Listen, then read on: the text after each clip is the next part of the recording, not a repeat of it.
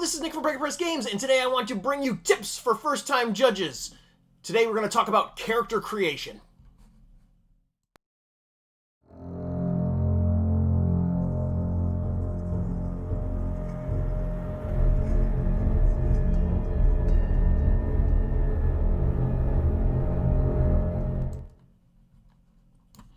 Alright, as an avid follower of the DCC Reddit as well as DCC Rocks on Facebook, with so many new people excited about Dungeon Crawl Classics, there's a lot of people that come on looking for first-time judges' advice.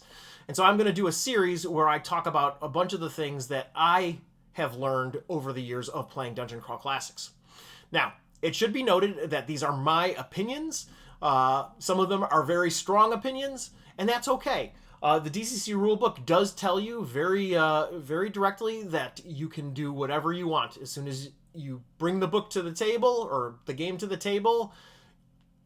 Ruling's not rules. It's all about you. You're making the calls. That being said, these are some things that I have come to feel from playing DCC for years now, and I want to share them with you. So, before we get into the nitty-gritty of it all, if you like this video, please like, subscribe, and watch the video all the way to the end. It is very important for the algorithms. You hear that all the time. Additionally, if you want to support Breaker Press further, you can pick up one of our zines or adventures or a Precipice of Corruption t-shirt. Any of those things are available through the Breaker Press web store. Most of those things are available through the Goodman Games web store, as well as Exalted Funeral and Noble Knight Games. If you prefer PDF, you can get PDFs through Goodman Games, as well as through DriveThruRPG or itch.io. And if you really are, you're like, yeah, Breaker Press is great, I really like the stuff that Nick is making, you can also support me on Patreon. Patreon page, you can become a member or a subscriber for free and have access to all of the work-in-progress content for all the different Kickstarters that I am currently working on the content for. Additionally, you'll see snippets of things that are going to come in the future. The best way that you can support Breaker Press Games is by becoming a $5 and above member of the Patreon, a noble patron as it is termed. If you become a noble patron, you get something in the mail every month, like class guides, like The Outlier. The next two are going to be, I should say the next three are going to be The Guardian, the Goat, and the Elementalist. So all of those are coming up. Additionally, this month's was The Bag Bearer. And if you become a member of the Breaker Press Patreon page, I've got extras of Outlying Farms, and so you'll get both of those in the mail if you become a member right now. The Bag Bearer, just so you have an understanding of what these are, the Bag Bearer is actually an NPC encounter. The Bag Bearer is a tax collector who likes to mess with the people on the road and take their stuff. It is a great encounter, and I think you will get a lot of entertainment for your players out of that. So, enough sales pitch. Let's talk about those tips for first-time judges. Now, I'm basically going to go through character creation in order and hit all of the sticking points, and hopefully you will enjoy this journey with me. So first and foremost, stats. One of the things that there's a lot of hand-wringing about is low stats, because DCC uses 3d6 down the line, which I think is a fantastic system. But, that being said, a lot of people are coming at DCC from other systems where stats are much higher, and those stats also have much bigger modifiers. So it is a little bit of a shock to the system. But do understand that in DCC, the amount that you are going to utilize those stat modifiers is going to be fairly minimal. And, yeah, the most important thing that I find, both as a player and as a judge, is these low stats are a fantastic role-playing opportunity. So, you have a 4 agility? Well, how did that happen? You know, what's the story behind why that character has a 4 agility? And we're not talking about writing a detailed backstory. We're talking about, all right, asking the question, you know, did a horse fall on your leg when you were younger? You know, did you go to Stennard's Sawbones, Urhan Leech Gripper, and you went in for, an infection on your toe and you ended up walking out with a peg leg. What is the story behind why your character has 4 agility? Low stamina. Do you have asthma? Is your character occupation a miner? Do you have black lung? These are lots of great role-playing opportunities, and you need to teach your players to celebrate these opportunities. So, yeah, don't worry about low stats. Teach your players to embrace them. Okay, moving on. Number 2. Similarly, pay attention to birth augurs. Even on... flip my notes.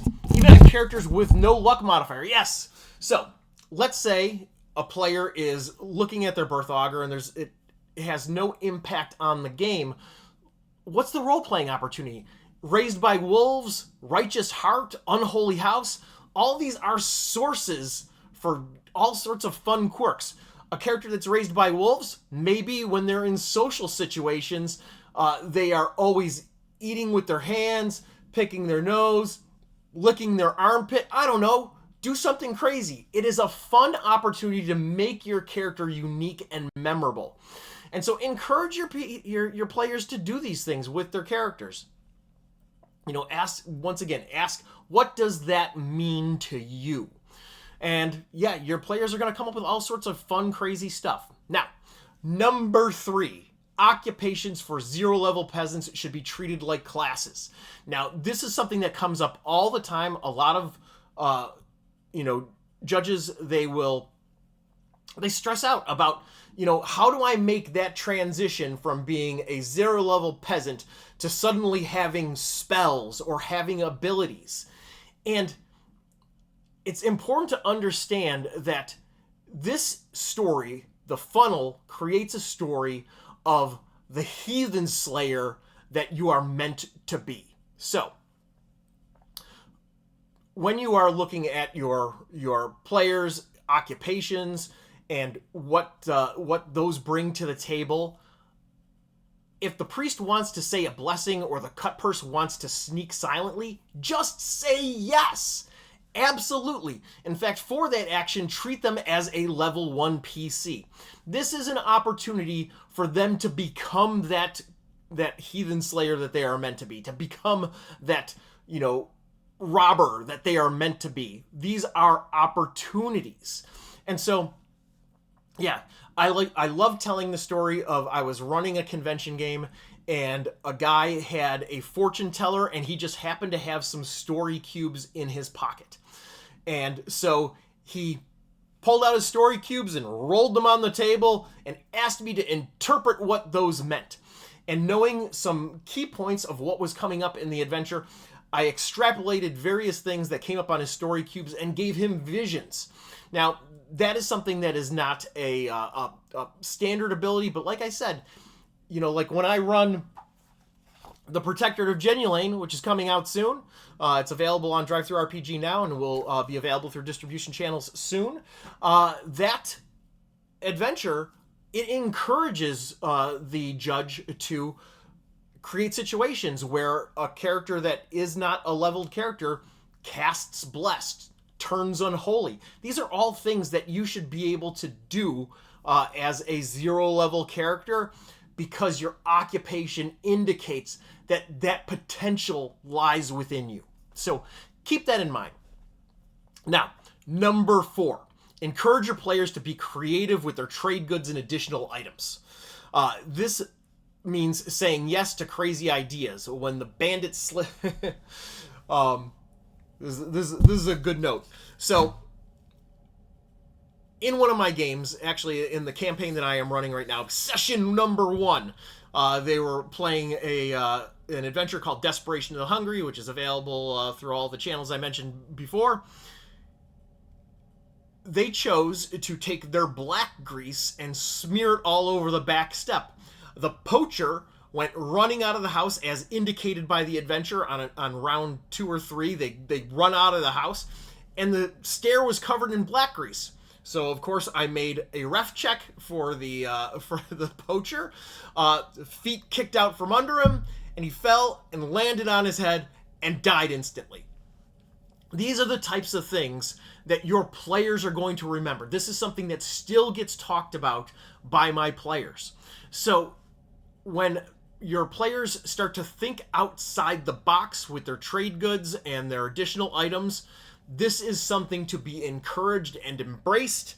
Yeah, when they think outside of the box, everybody wins because it makes for an entertaining and memorable session. So keep that in mind. All right, number 5. Surviving an adventure with a 1 hit point character can be extremely gratifying.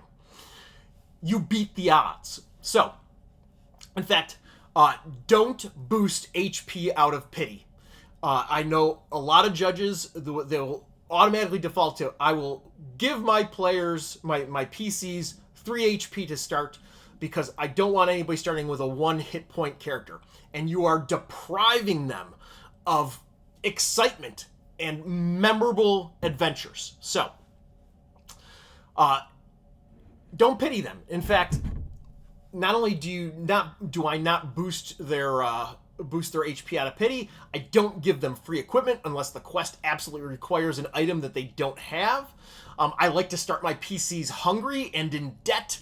Resist the urge to play DCC on easy mode.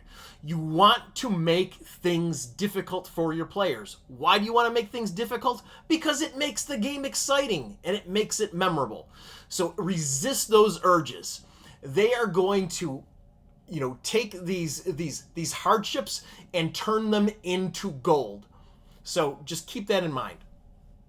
Number 4.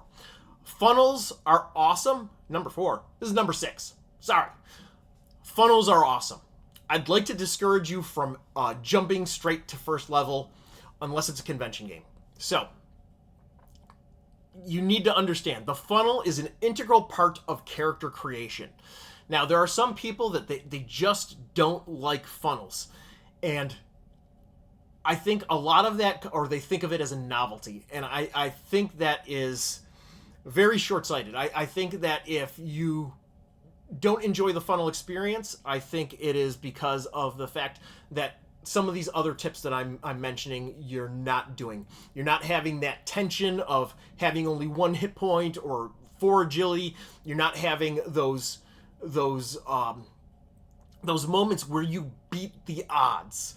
Additionally, the other thing is resist the urge. If you've got 6 people at the table, do not give everybody 4 characters.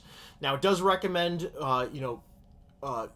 to 4 characters per person in a funnel. Honestly, if I have a big group, I will give each player 2 characters. And the reason why 2 characters is, 1, that's less for them to manage, and it's less for me to manage. Additionally, when you look at most funnels, they will say that this funnel was designed for 12 to 16 PCs, or this funnel was designed for 16 to 20 PCs. If you've got 24 PCs running around, that's too many PCs, and the adventure is not going to be designed for that.